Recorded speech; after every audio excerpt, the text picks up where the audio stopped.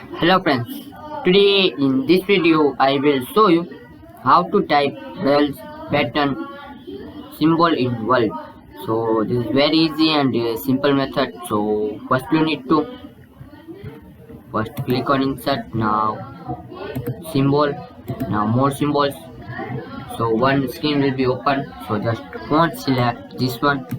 Now character code is 282801. So just type this character code and you see this dot will be show.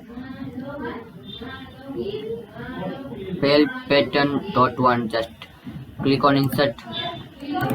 Now second one is 2802, just type this and click on insert. So you insert one by one this all.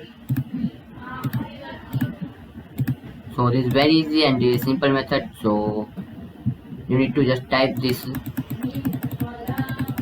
all will be.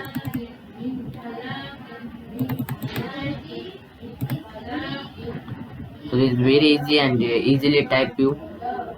Now close it. So this way you can insert or type pattern Braille pattern symbol in Word. So thanks for watching this video. Please subscribe this channel for more videos.